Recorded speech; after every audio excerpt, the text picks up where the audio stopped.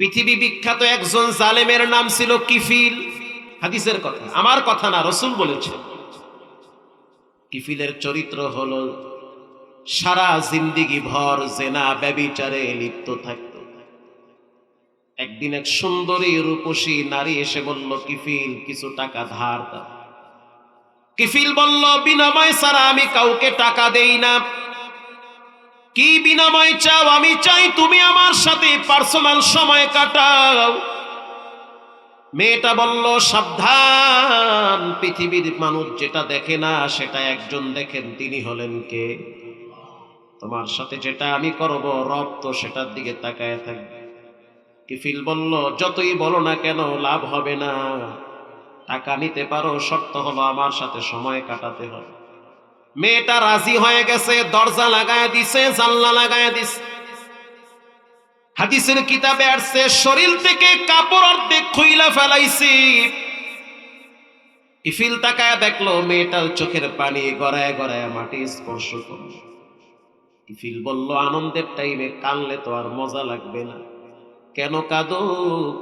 মেয়েটা বলল, ইন্নী আখাফুল্লাহ, আমি একজন রে ডরাই, তিনি হলেন কে? ভয় লাগে। যেই মাটিতে আমারে শোয়াইছো সেই মাটিতে অসংখ্য মানুষ ঘুমিয়ে আছে। যেই মাটিতে আমারে শোয়াইলা জিনা করার জন্য, সেই মাটি দিয়েই তো তোমারে আমারে আল্লাহ বানাইছে। যেই মাটিতে নাপাক লাগবে সেই মাটিতে একদিন যাওয়া লাগবে। ইয়াউমাইদিন তুহাদ্দিসু আখবারহা, মাটির জবান একদিন খুলে দিবেন কে? এটা বলার সাথে সাথে কিফিলের কলিজায় বড় ধাক্কা লাগছে। কিফিল আল্লাহর নামের আওয়াজকে সম্মান করেছে, বিনয়ী হয়ে গেছে। যাও, তোমার সাথে আমি জেনা ব্যভিচার করব না। যেই টাকা তোমাকে দিয়েছি সেটা দান করলাম, সেটা আর ফিরিয়ে দেওয়া লাগবে না। মেয়েটা কাপড় নিয়ে বাড়ির দিকে রওনা হইতেছে। যাওয়ার সময় বলতে আছে, আরশের মালিক আল্লাহ, এত মানুষকে আপনি হেদায়েত দেন, এই কিফিলটাকেও হেদায়েত দান কইরেন। আল্লাহর কাছে বড় কবুল হয়ে গেছে। কখনো কখনো বড় বড় আবেদদেরকে আল্লাহ তাআলা জাহান্নামে ফেলায় দিবে, আবার কখনো কখনো চূড়ান্ত পর্যায়ের গুনাহগারদেরকেও ছোট আমলের বিনিময়ে ক্ষমা করে দিবে। কিফিল চিন্তা করলে, এত বড় অপরাধ যেহেতু করলাম, মাফের রাস্তা তো নাই মনে হয়। কিফিল এবার পরিষ্কার পরিচ্ছন্ন হয়ে সবচেয়ে দামি পোশাকটা পইরা বাইতুল মুকাদ্দাসের দিকে ফিরে 2 রাকাত সালাত আদায় করে চোখের পানি ছেড়ে কেঁদে দিয়েছে। আর বলল, মালিক, দুনিয়ার সবাই জানে আমার মতো খারাপ মানুষ মহল্লায় কেউ নাই। আমার মৃত্যুর পর হয়তো কোনো মানুষ আমার ঘরেও আসবে না, আমার জানাজায় শরীক হবে না, আমি জানি, কারণ আমি চূড়ান্ত পর্যায়ের খারাপ মানুষ। আল্লাহ বলল, আজরাইল যে অবস্থায় আছে জানটা কবজ করে ফেলো। আল্লাহু আকবার। জান কবজ হয়ে গেছে। সকালবেলা এলাকার মানুষ তাকায় দেখলো কিফিলের দরওয়াজা লাগানো আছে, এখনো খুলে না। জানলা দিয়ে তাকায় দেখতেছে নিথর দেহ পড়ে আছে। ব্যবসায় খাটানোর পর কয়েকশো উট এবং দুম্বা হইছে। আমি কর্মচারীর চেহারার দিকে তাকায় বললাম, টেনশনের কারণ নাই, তোমার ওই 3000 টাকায় আজকে প্রায় 1 কোটি টাকা হয়েছে। আল্লাহু আকবার জোরে বলেন। মানে যুগের ভাষা ব্যবহার করলাম। এবার কর্মচারী বলতে আছে, মালিক তাহলে আমি করব কি? বলে, সব দুম্বা উট ভেড়া বকরি সব তোমার, তোমার টাকায় লাভ হইছে, তুমি নিয়ে যাও। কর্মচারী বলতে আছে, মালিক আপনি কি আমার সাথে মজা মারেন? তখন মালিক বলতে আছে, না মজা মারি না, এগুলার হকদার তুমি, সব তুমি নিয়ে যাও। রব্বুল আলামিন ওই সম্পদ তারে আমি দিছি, তার মুখে সেদিন আমি হাসি দেখছি, ওই আনন্দের হাসি। এই কাজটা শুধুমাত্র আমি তোমার জন্য করছি। আমি শুধুমাত্র বেতন দিয়া পাঠায় দিতে পারতাম, শুধু বেতনটা দিলেই তো সে খুশি হইতো, বরং বেতন দেই নাই, বেতনের সাথে বোনাসও দিছি। রাসূল বলেন, দোয়াটা করার সাথে সাথে আরশের দরওয়াজায় গিয়া ধাক্কা লাগছে। সাথে সাথে পাথর 1/3 অংশ সরে গিয়েছে। আরো জোরে সুবহানাল্লাহ। পাথরটা ভাগ হয়ে গেছে। বলেন, ওই দিনের ওই আমলটা কবুল করছেন কে? বিনয়ী মানুষ, টাকাওয়ালা, তারপরও সে বিনয়ী। দ্বিতীয় যুবক আল্লাহর দরবারে দোয়া শুরু করলো, যতটুকুন পাথর সরছে এর ভিতর দিয়া মাথাও বের হবে না, শরীরও বের হবে না, তবে হাওয়া বাতাস ঢুকতেছে। আল্লাহর রসুল বলেন, দ্বিতীয় যুবক আল্লাহর দরবারে হাত তুলে চোখের পানি ছেড়ে কেঁদে দিয়েছে। যে বিপদে পড়ে সে বুঝে, যে পড়ে না সে বুঝতে পারে না। আল্লাহর দরবারে দোয়া করে, মালিক পাথরটা সরায়া দাও, আমি কিন্তু তোমার জন্য গোপনে একটা আমল করছি। তুমি তো জানো আমি আমার সুন্দরী রূপসী চাচাতো বোনকে বড় ভালোবাসতাম। আমার চাচাতো বোন আমাকে বড় ভালোবাসত। ঘটনাক্রমে একদিন ঘরে গিয়া দেখি আমার চাচাও নাই, চাচিও নাই। আমার চাচাতো বোন দাঁড়ায় দাঁড়ায় চিরুনি দিয়া মাথা আঁচড়াইতেছে। আমি গিয়া তার শরীরে টাচ করব। ইন দি মিন টাইমে আমার চাচাতো বোন বলল, সাবধান, তুমি যদি আমার শরীরে টাচ করতে চাও তাহলে মোহর বাঁধো, তার মানে বিবাহ করো। হারাম ভাবে স্পর্শ করা যাবে না, যদি করো রব্বুল আলামিন কিন্তু বেজার হয়ে যাবে। জেনা ব্যভিচারের মতো ভয়ঙ্কর আযাবে গ্রেফতার হয়ে যেতে হবে। রব্বুল আলামিন আমি চাইলে টাচ করতে পারতাম, আমি চাইলে আমার চাচাতো বোনের সাথে আনন্দ করতে পারতাম, কিন্তু করি নাই তোমার ডরে। আমি সাথে সাথে চুপচাপ ঘর থেকে বের হয়ে গেছি। ওই দিনের আমলটা যদি তোমার পছন্দ হয় তাহলে পাথরটা সরায়া দাও। নবীজি বলল, বলার সাথে সাথে পাথরটা 3 ভাগের 2 ভাগ সরে গিয়েছে। গোপন আমল কবুল হয়ে গেছে। এজন্য সবার জীবনে গোপন কিছু বিনয়ী আমল থাকার দরকার আছে না নাই? 3 নম্বরের যুবক রব্বুল আলামিনের দরবারে দোয়া শুরু করলেন। কি মজার দোয়া! আল্লাহুম্মা কানা লি আবাওয়ানি শাইখানি কাবীরা। রব্বুল আলামিন আপনি তো জানেন আমার ঘরে 2 জন বৃদ্ধ বৃদ্ধা আছে।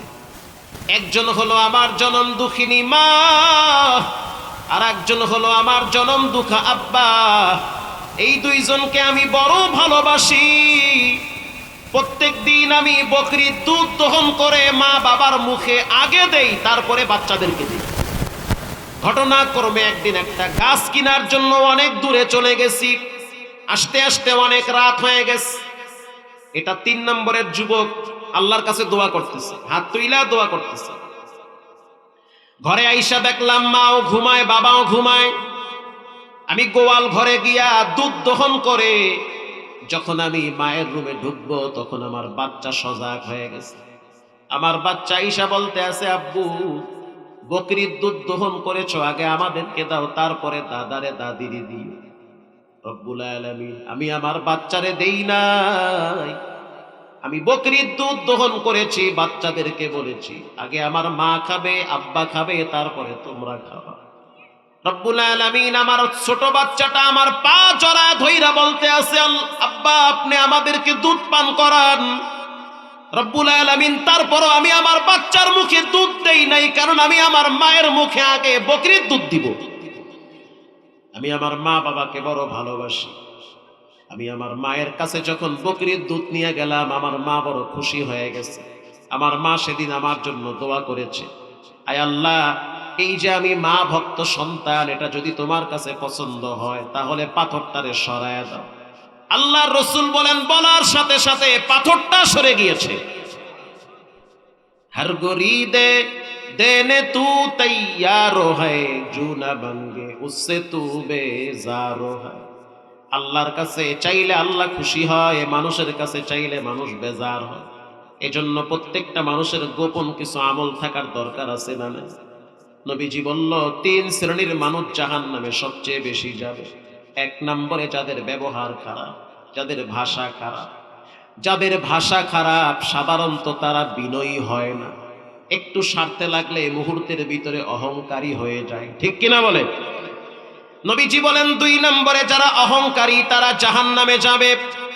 3 নম্বরে তারাই জাহান্নামে যাবে, তারাই জাহান্নামে যাবে যাদের অন্তরের ভিতরে হিংসা রয়েছে।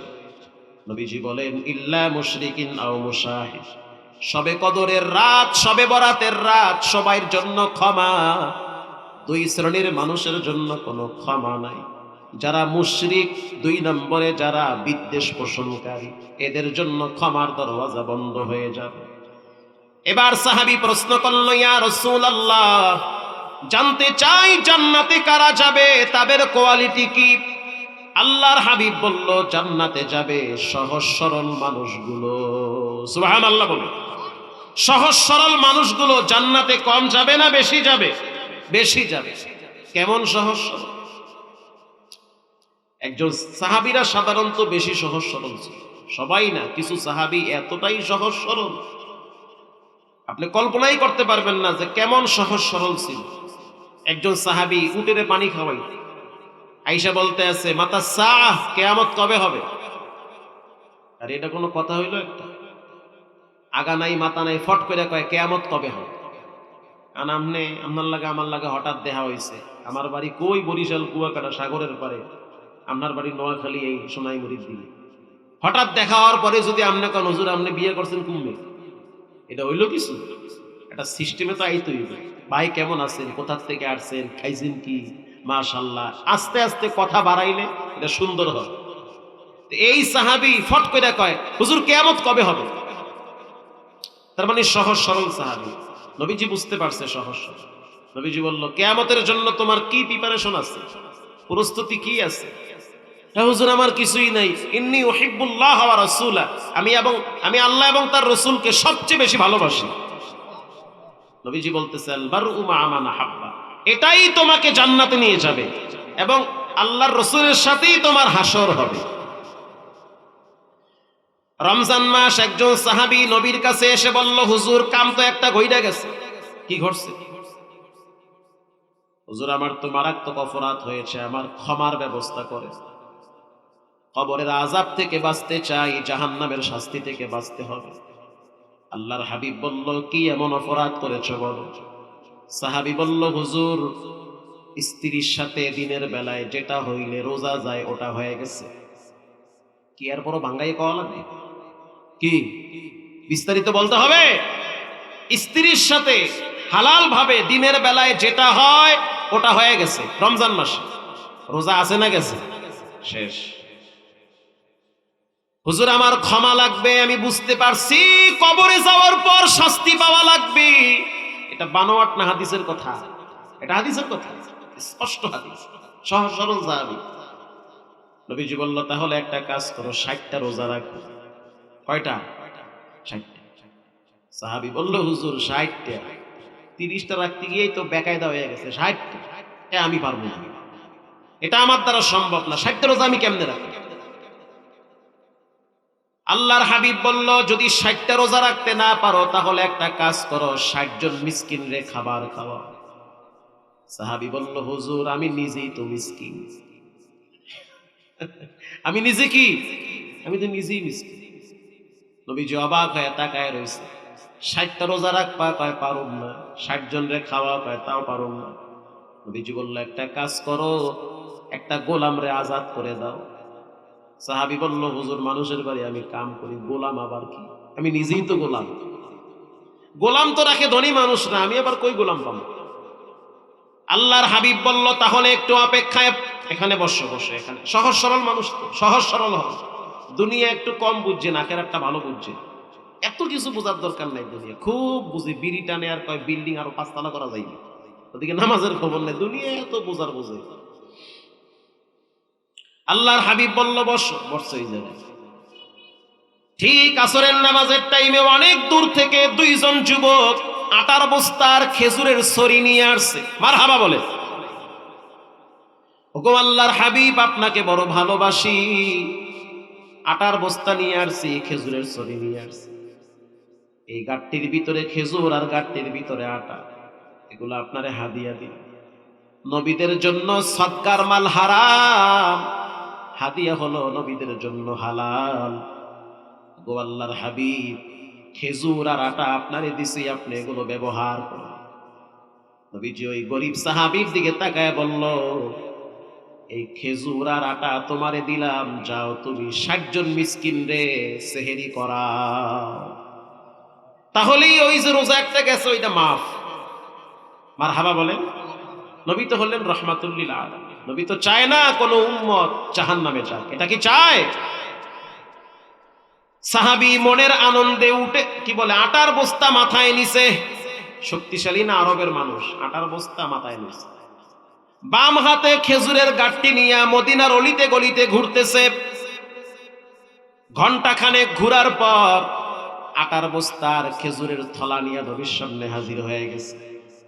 ঈশা বলল, হুজুর আমি চিন্তা করে দেখলাম এই মদিনায় আমার চেয়ে বড় গরিব কেউ নেই, এই আটার বস্তা আমার লাগবে, খেজুরও আমার লাগবে, এগুলা দিয়ে আমি কয়েকদিন খাইতে পারবো। আল্লাহু আকবার বলেন। এটা হাদিসের কথা। বলার সাথে সাথে রাসূলুল্লাহ হেসে দিয়েছে। যখনই হাইসা দিছে তখন সাহাবী বুঝতে পারলো আমার বিচারটা নরমাল হয়ে গেছে। নবী হাসলে আল্লাহ হাসে। আল্লাহর হাবিব বলল, যাও, রব্বুল আলামিন তোমার বিনয়ের কারণে, দিলের কারণে, সরলতার কারণে তোমাকে মাফ করেছে। আটার বস্তা খেজুর নিয়ে বাইতে গেল।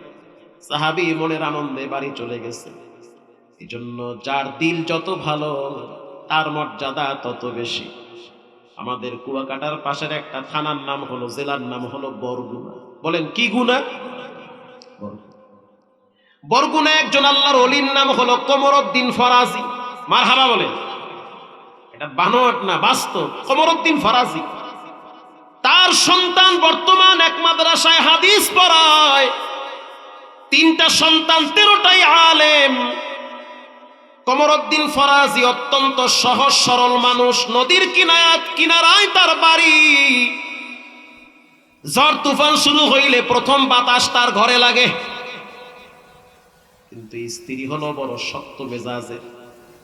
যেই ঘরের জামাই একটু নরম, ওই ঘরের বউ দেখবেন একটু বড়। কথা কর না, ওটা আল্লাহ মিলায়। কারণ দুইজনেই যদি ব্যবদা হয়, সহজ সরল হয়, তার সংসার চলবে না। এজন্য একটা গরম আর একটা নরম হয়। ঘরের ভিতরে মাগরিবের নামাজের পরে বসে বসে জিকির করে, আল্লাহু হাজিরিন আল্লাহু নাজিরিন আল্লাহু মাই আল্লাহু আল্লাহ আল্লাহু আল্লাহ। কি মজার জিকির! কিন্তু মজা মানে আইসক্রিম বাচ্চারা খাইতে যেমন মজা পায়, সেও তেমন জিকির করতে বড় মজা পায়। মারহাবা বলে জিকির করতেছে, আল্লাহরে ডাকতেছে। বাতাস শুরু হয়ে গেছে। স্ত্রী বলতে আছে, সন্তান তোমার আব্বারে গিয়া বলো বাতাস শুরু হয়েছে। ঘর হেলতেছে, দুলতেছে, বাইরে নামে বাঁশ দিয়া ঘরটারে ঠেন্না দিতে। ঠেন্না বোঝেন? ও সবই তো বোঝেন। নোয়াখালী বরিশাল বেশি দূরে না, নদী বাড়াইলে ওবার বলা। তোমার বাহিরে গিয়া কও, এই জিকির আজকার বাদ দিয়া, এই দরবেশি বাদ দিয়া বাইরে নামা একটা লাড়ি দিয়া ঘরটারে শক্ত বানাইতে। এখানে পশ্চিম কোন দিকে? এদিকে পশ্চিম। এই ধরেন ঘর, এদিক দিয়া বাতাস চাললে ঘর কই যাইবে? পূবে যাইবে। সন্তান গিয়া ডাক দেছে আব্বা। সন্তানের বক্তব্য, এখনো সেই সন্তান এক মাদ্রাসায় হাদিস পড়ায়। সন্তান গিয়া বলে, আব্বা মায়ে কইছে বাইরে নামে বাঁশ দিয়া ঘরটারে ঠেন্না দিতে। বাবার খবর নাই, সে আছে, সে তার লইয়া, তার লইয়া আছে। সে জিব্বা লড়ায় বলে, আল্লাহু হাজিরিন আল্লাহু নাজিরিন আল্লাহু মাই। জিকির করতেছে। সন্তান আবার ডাক দিছে, আব্বা তাড়াতাড়ি ঘর থেকে নামেন। বারবার ডাক দেওয়ার কারণে বাপ ধমক দিয়া বলে, চুপ কর, আব্বা আব্বা করিস না, আল্লাহ আল্লাহ কর। আল্লাহু আকবার বলে। বাপ রান্নার বলায় বিদেশটায় খালি কন তাড়াতাড়ি টাকা পাঠা, সামনে জায়গাটা বাহিয়েছে এখনো 30 লাখ। খালি টাকা, খালি টাকা, টাকার মিশিং বলা। আইরে টাকা, ফোন দিলি বাপে কয় টাকা, মায়ের টাকা। কামা যেমনে পারো মারিতে করতে কামাই হালা। 2-1টা আরবের কফিল টফিল মারিলে আরো টাকা পাঠা। খালি পয়সা। বাপ ডাইকা বলে, সন্তান আব্বা আব্বা করিস না, আল্লাহ আল্লাহ কর। পোলায় ধমক খাইয়া বাইরে গিয়া কয়, বাবার মাথা গরম হয়ে গেছে, আব্বা আব্বা করিস না, আল্লাহ আল্লাহ কর। বউ তো বৌদ্ধরে কি দরবেশি চলে? কথা কন না। বৌদ্ধরে পীরগিরি চলে? মহিলারা রাগ হইলে দেখেন না কিরম বেসকি মারে। মুহাদ্দিস সাহেব কইতেছে, আমার মায় দেখলাম পুরা গামছাটা কোমরে বাইন্ধা ঘরে গিয়া কইতে আছে, কি শুরু করলা তুমি দরবেশি? তাড়াতাড়ি ঘরটা নামে। আল্লাহ আল্লাহ শুরু করছে, ঘর ভাঙ্গে সুইরে পরে হে ঘরে বইয়ে দরবেশি শুরু করছে। আলগা দরবেশি চলবে না। এখন বউ আইছে তো হোম মিনিস্টারে, এর লাগে তো আর উল্টা পাল্টা কওয়া যায় না, সোজা হয়ে গেছে। কমরউদ্দিন ফরাজি বলে, বিবি আমার, বাতাস বাহিরে? বলে হ্যাঁ বাতাস। জানতে চাই বাতাসটা কে দিয়েছে? তোমার আব্বা। কয় না, দিছে কেন? কয় আল্লাহ দিছে। তো বিবিরে শোনে, শোনে না যে আল্লাহ বাতাস দিছে, আমি তো সেই আল্লাহরই ডাকতেছি। আরো জোরে বলেন। আমি তো তারই ঠিক রাখতেছি, গোড়া ঠিক রাখতে হইবে। স্ত্রী বলতে আছে ঘরে বইসা ডাকলে হবে না, বাইরে নামে বাঁশ দিয়া ঠেন্না দেওয়া লাগবে। হেডটাও ঠিক আছে, হেডটাও ঠিক আছে, কথা কন না, দুইজনেরটাই ঠিক আছে। এবার স্বামী বেচারায় বাইরে নাই, একটা বাঁশ নিয়ে আছে, এইদিকে ঘর পরে এই দিকে ঢেলে ধরছে, আদা পাগল। স্ত্রী বলল, স্বামী আমার, তুমি তো দেখতেছি ফুল পাগল হয়ে গেছে। স্বামী চোখের পানি ছেড়ে বলে, আমি পাগল হই না, দুনিয়া এত বেশি বুঝি না। আমার মালিক চাই ঘরটা ফালায়া দিতে, দরকার নাই ঘর, আমিও চাই মালিক তোমার লাগে, আমি আছি, আমিও ফালায়া দিব। তার ইন্তেকালের পর প্রায় 3 দিন পর্যন্ত নদীর কিনারার থেকে ঘ্রাণ ছড়ায়া দিছে, কবর থেকে ঘ্রাণ। সন্তানরা বলে, আল্লাহর কাছে দোয়া করছি, আল্লাহ এই ঘ্রাণটা বন্ধ করে দেন, তা না হলে এলাকার মানুষ শিরিক বিদআত চালু করে।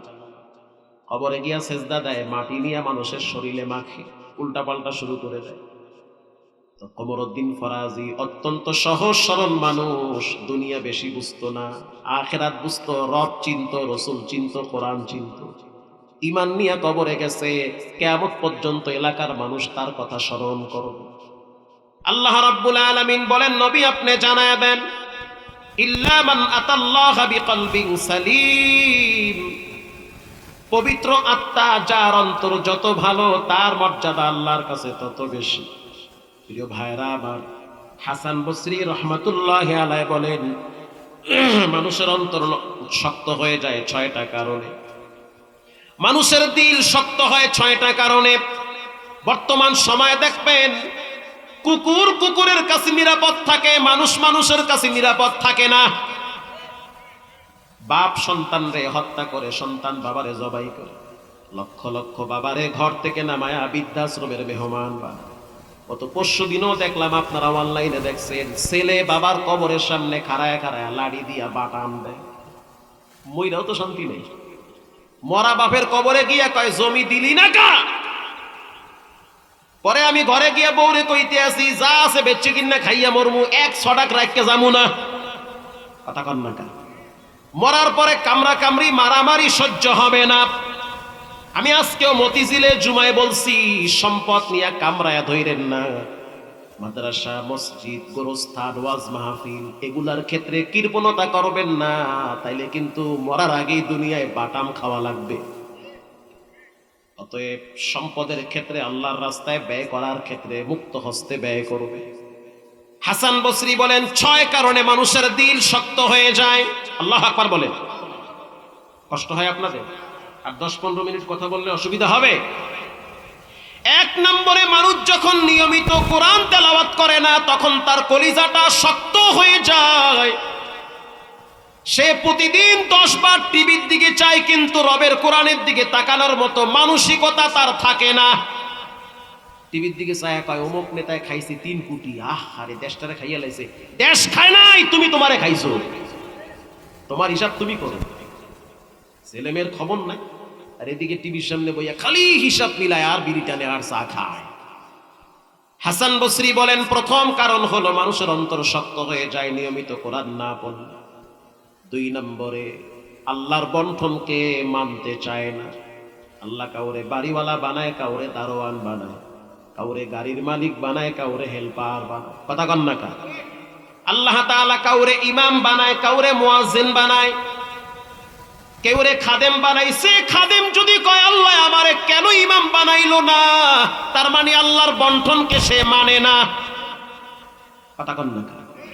দারোয়ান বলে, আমি তো বিএ পাস, আমার বাড়ির মালিক তো 1 পাস, সাইন দিতে গেলে কলম ভাঙ্গে যায়, হেরে বানাইছে বাড়ির মালিক, আমারে বানাইছে দারোয়ান, তার মানে আল্লাহর বন্টনকে মানে না। আল্লাহ আমারে বানাইছে কালা, তোমারে বানাইছে ধলা, কেন তোমারে ধলা বানাইলো, আমারে কেন কালা বানাইলো? আল্লাহর বন্টনকে মানে না। আল্লাহ তার মেয়েরে সুন্দর বানাইছে, আমার তারে কাল্লা বানাইছে, কথার কথা। আল্লাহ আপনার সন্তানকে চমৎকার মেধা দিয়েছে, আমার তারে দেয় নাই। আল্লাহর সিদ্ধান্ত বন্ধনকে মানে না।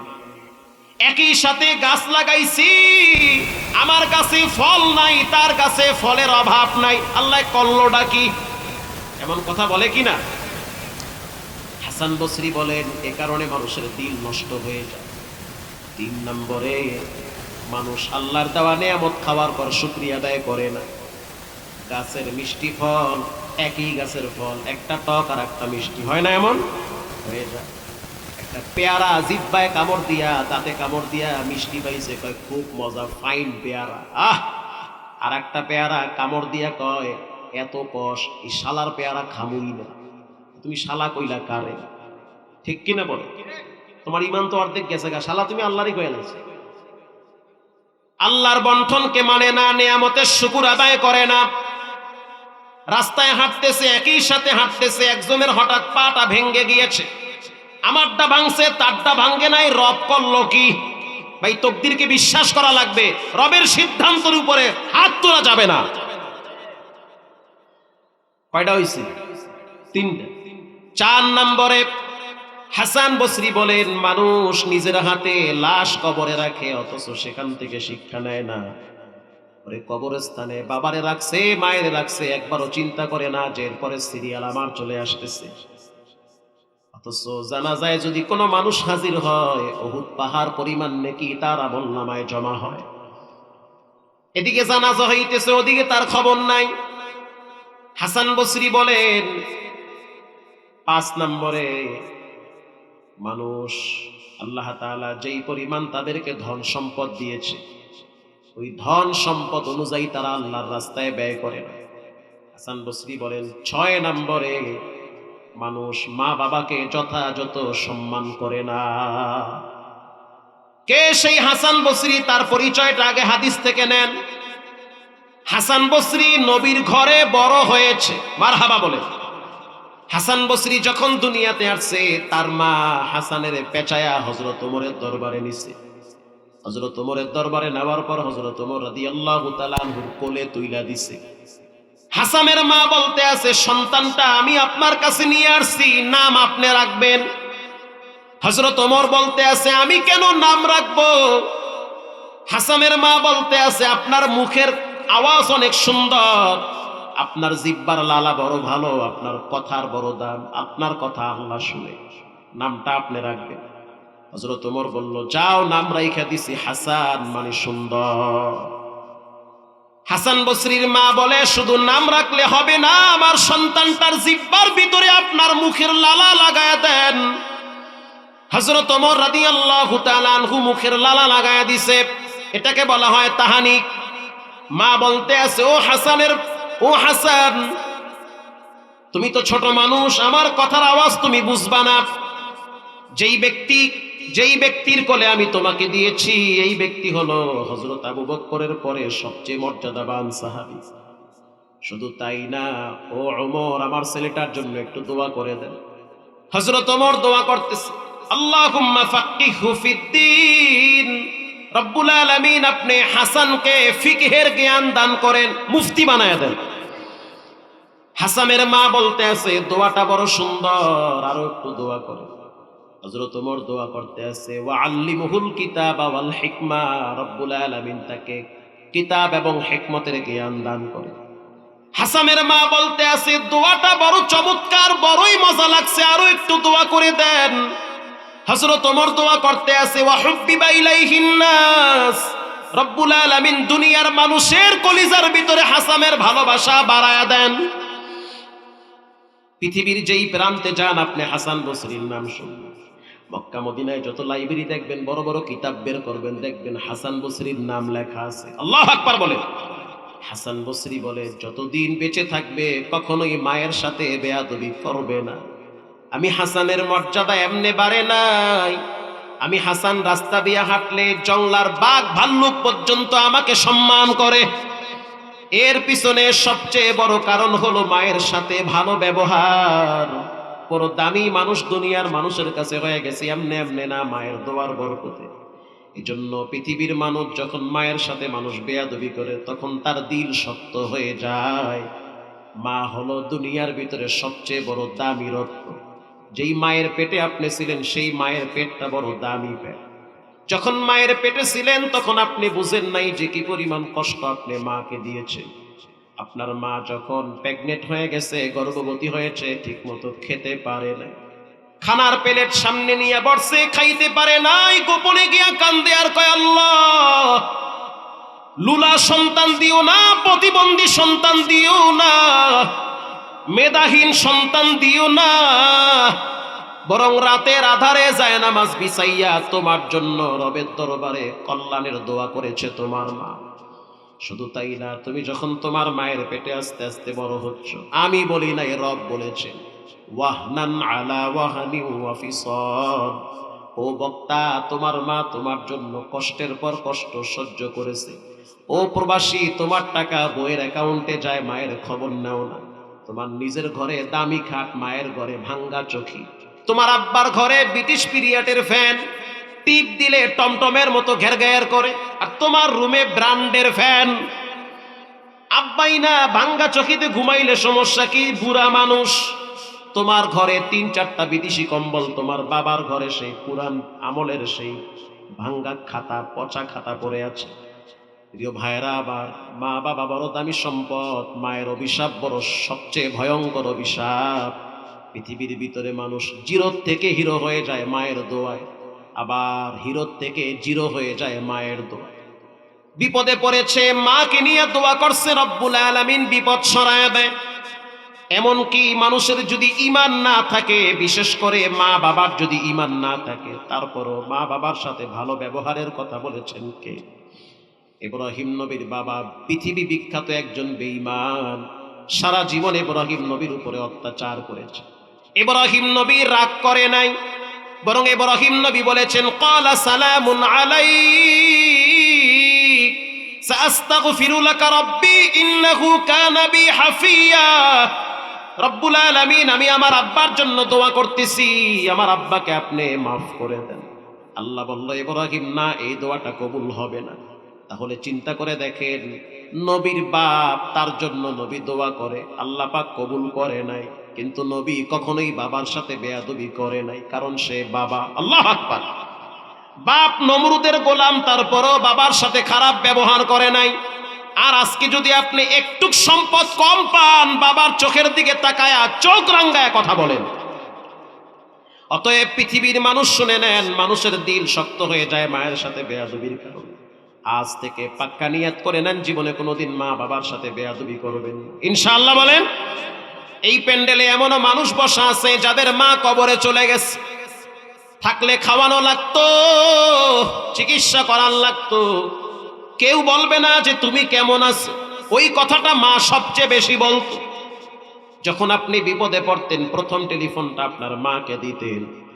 যতই ঝামেলায় পড়েন, প্রথম ফোন আপনার মায়ের কাছে যাইত। আজ আপনার মা কবরে চলে গেছে, চাইলেও তো আপনি তার জন্য কিছু করতে পারেন না।